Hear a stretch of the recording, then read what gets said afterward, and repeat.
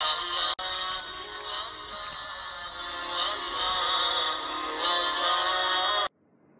اللہ الرحمن الرحیم انا انزلناہ فی لیلۃ القدر وما ادراک ما لیلۃ القدر لیلۃ القدر خیر من الف شہر تنزل الملائکۃ والروح فیہا بإذن ربہم من کل امر سلام ہی حتی مطلع الفجر۔ صدق اللہ العظیم۔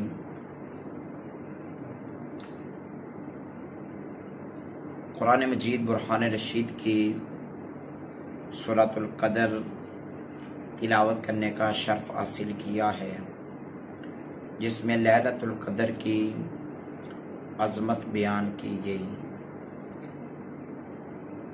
رمضان شریف کا ویسے تو ہر لمحہ، ہر گھڑی باعث برکت اور رحمت ہے، اور رمضان شریف کی برکات بے اندازہ ہیں کہ اس کی ہر گھڑی اور ہر ساعت میں بے شمار گناہ گاروں کی بخشش ہوتی ہے، بے شمار لوگوں کے درجات بلند ہوتے ہیں۔ مگر سارے رمضان المبارک میں ایک ایسی رات ہے جو تمام دنوں، تمام راتوں اور تمام ساعتوں پر زیادہ فضیلت والی ہے۔ ارشاد فرمایا انا انزلناہ فی لیلۃ القدر۔ پہلے ترجمہ سماعت فرما لیں اس سورت کا کہ بے شک ہم نے قرآن کو لیلۃ القدر میں نازل فرمایا۔ اس بارے میں پہلے سماعت فرما لیں کہ لیلۃ القدر میں قرآن مجید کس انداز سے نازل ہوا۔ تو قرآن مجید جو لیلۃ القدر میں نازل ہوا، جو کہ انزل ینزل انزالا، ادھر سے ہے کہ انزلناہ، ہم نے اس کو نازل کیا، باب افعال سے، اس کا مطلب ہوتا ہے یک بارگی اترنا۔ تو لوح محفوظ سے قرآن مجید آسمان اول تک، آسمان دنیا بھی جسے کہا جاتا ہے، وہ یک بارگی نازل ہوا لیلۃ القدر۔ پھر 23 سال کے عرصے میں تھوڑا تھوڑا کر کے لوگوں کی ضرورت کے مطابق قرآن مجید نازل ہوتا رہا۔ تو اس کا ذکر اس آیہ مقدسہ میں ہے کہ بے شک ہم نے اس کو یعنی قرآن کو لیلۃ القدر میں نازل فرمایا۔ پھر خود ہی فرمایا کہ وما ادراک ما لیلۃ القدر، تمہیں کیا پتا لیلۃ القدر کیا ہے۔ لیلۃ القدر خیر من الف شہر، لیلۃ القدر 1000 مہینوں سے زیادہ فضیلت والی ہے، یعنی بہتر ہے، فضیلت والی ہے۔ ہمارے پیارے آقا صلی اللہ علیہ وسلم آپ تشریف فرما ہیں، تو پیارے آقا کریم علیہ الصلوۃ والسلام کی محفل مقدسہ میں صحابہ کرام کی موجودگی میں بنی اسرائیل کے ایک آدمی کا تذکرہ ہوا، اور پیارے آقا علیہ الصلوۃ والسلام نے صحابہ کرام کو بھی وہ واقعہ سنایا کہ بنی اسرائیل میں ایک آدمی تھا جن کا نام شمعون تھا۔ انہوں نے 1000 مہینے تک، اور ایک بات یہ بھی ہے کہ ایک روایت میں کہ 1000 سال تک اس انداز سے عبادت کی کہ وہ دن کو روزہ رکھتے تھے اور پورا دن پھر جہاد میں مصروف رہتے تھے۔ رات ہوتی تو پھر سو نہیں جاتے تھے، بلکہ اللہ کی بارگاہ میں قیام کرتے۔ ہمارے پیارے آقا صلی اللہ علیہ وسلم نے جب یہ واقعہ صحابہ کرام کو سنایا تو پیارے آقا علیہ الصلوۃ والسلام خود بھی پریشان ہوئے، آقا علیہ الصلوۃ والسلام کے صحابہ کرام بھی پریشان ہوئے۔ کس وجہ سے پریشان ہوئے؟ اس بات کی وجہ سے کہ ان لوگوں نے جن کی عمریں زیادہ تھی، 1000 سال عمر، اتنے عرصے میں وہ اتنی نیکیاں کما سکتے تھے جو ہم تھوڑے وقت میں نہیں کما سکتے۔ 60-70 سال کی عمر میں یا اتنا عرصہ زندگی کا، اس میں وہ نیکیاں ہم نہیں کما سکیں گے، ہمارے پاس وقت تھوڑا ہے۔ جو ہی چہرہ والضحیٰ پہ پریشانی کے آثار نمودار ہوئے، اللہ پاک نے سورۃ القدر نازل فرمایا کہ ہم آپ کو ایک ایسی رات عطا فرما رہے ہیں، وہ ایک رات 1000 مہینے سے افضل ہے۔ اب یہ جو لیلۃ القدر ہے 1000 مہینے سے افضل، اس کو قدر کیوں کہا جاتا ہے؟ یعنی قدر والی رات۔ قدر کا ایک معنی تنگی بھی ہے۔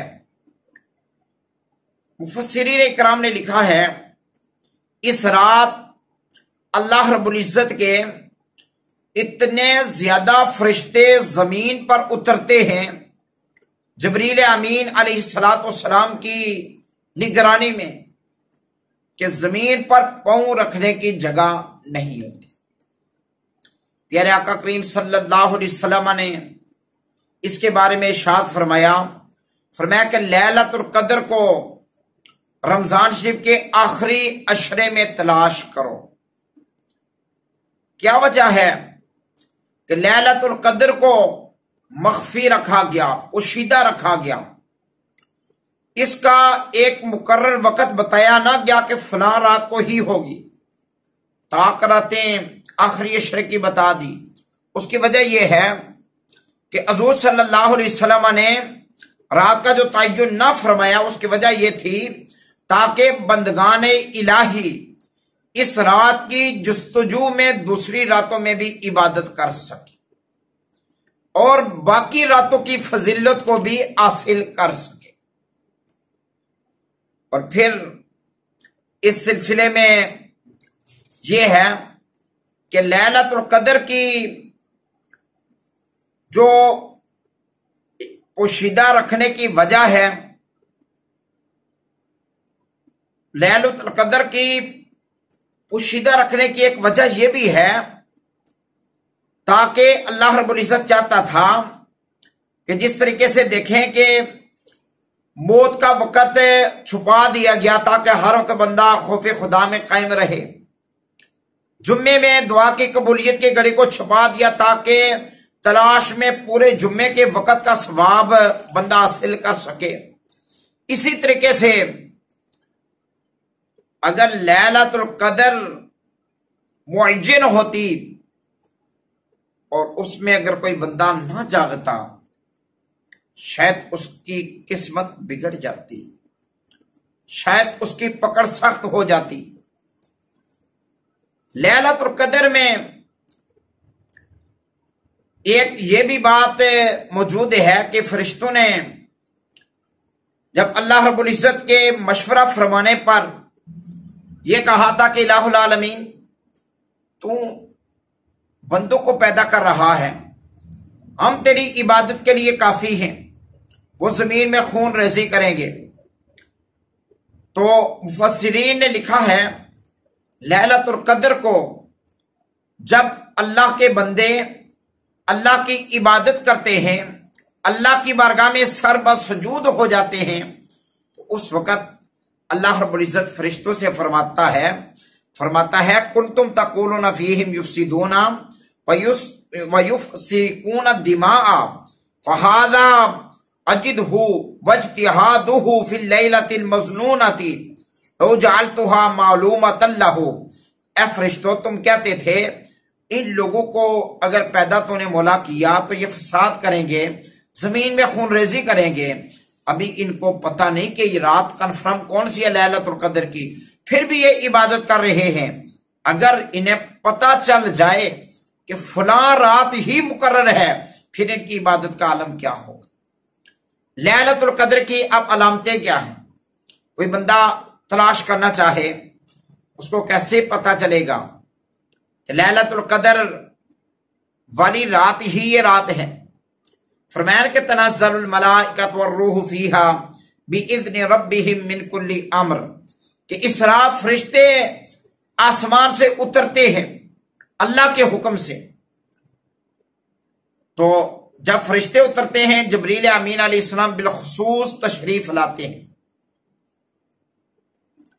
تو اب جب رات شروع ہوتی ہے یعنی سورج غروب ہوتا ہے اس وقت ہی وہ زمین پہ جلوہ گر ہو جاتے ہیں، صبح تک وہ زمین پر ہی رہتے ہیں، محفل ذکر کو وہ تلاش کرتے ہیں، توبہ استغفار کرنے والوں کو وہ تلاش کرتے ہیں، ان سے مصافحہ بھی کرتے ہیں اور ان کے ساتھ مل کے اللہ کا ذکر بھی کرتے ہیں۔ جب یہ فرشتے جاتے ہیں واپس تو جو فرشتے آسمان پہ ہیں وہ پوچھتے ہیں کہاں گئے تھے؟ وہ کہتے ہیں ہم زمین پر گئے تھے، اللہ رب العزت نے اپنے بندوں کو لیلۃ القدر عطا کی ہے، انہوں نے اس میں عبادت کی ہے، اپنے رب کو راضی کر لیا ہے، اللہ نے ان کی بخشش فرما دی ہے۔ عرش الہی اللہ کی بارگاہ میں عرض کرتے ہیں مولا میں نے یہ بات سنی ہے کہ تو نے امت مصطفیٰ کی بخشش فرما دی ہے۔ اللہ تعالیٰ فرماتا ہے بخشش بھی فرمائی ہے اور ان کو وہ مرتبہ اور مقام میں نے دیا ہے جو نہ کسی کان نے آج تک سنا ہے نہ کسی آنکھ نے آج تک دیکھا۔ حضرت سیدنا ابی بن کعب رضی اللہ تعالیٰ عنہ فرماتے ہیں، مسلم شریف کی روایت ہے کہ جو لیلۃ القدر کی علامت ہے یہ ہے کہ اس رات کی جو صبح ہوگی وہ ایسی ہوتی ہے کہ سورج بغیر شعاؤں کے طلوع ہوگا۔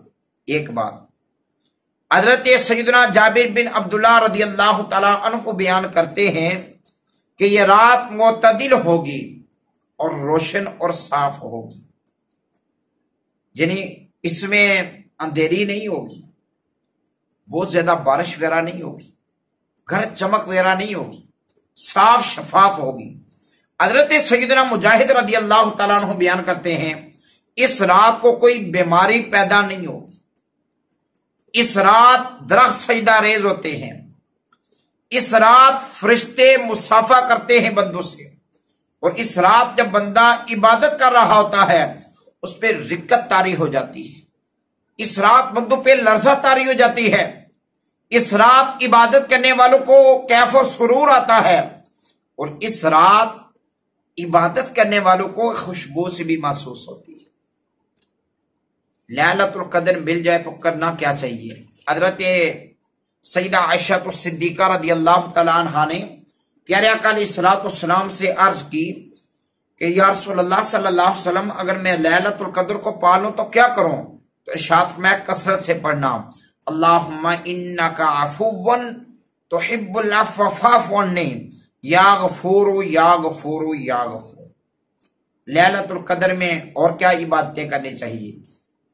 ویسے تو متعدد طریقے ہیں نوافل ادا کرنے کے، اس رات کو چند ہم بھی عرض کر دیتے ہیں کہ لیلۃ القدر کو ایک طریقہ کار نفل ادا کرنے کا یہ ہے کہ بندہ اس طرح نفل نماز پڑھے کہ 4 رکعت کی نیت کرے، ہر رکعت میں سورہ فاتحہ کے بعد ایک بار سورہ تکاثر یعنی الہاکم التکاثر اور 3 مرتبہ سورہ اخلاص شریف پڑھے۔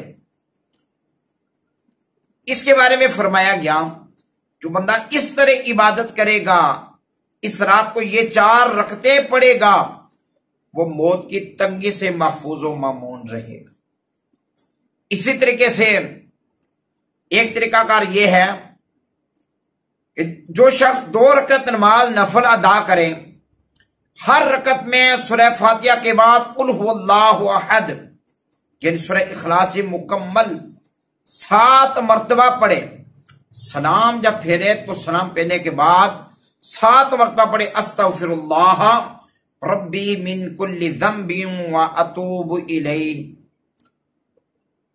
جو اس طرح کہے گا، روایت میں آتا ہے کہ یہ شخص اپنی جگہ سے اٹھے گا نہیں کہ اللہ تبارک و تعالیٰ اس کو اور اس کے والدین کو بخش دے گا، اور اللہ تعالیٰ ملائکہ کو جنت میں بھیجے گا تاکہ اس کے لیے جنت میں درخت لگائیں، اس کے لیے نہریں جاری کر دیں، اس کے لیے محل بنائیں۔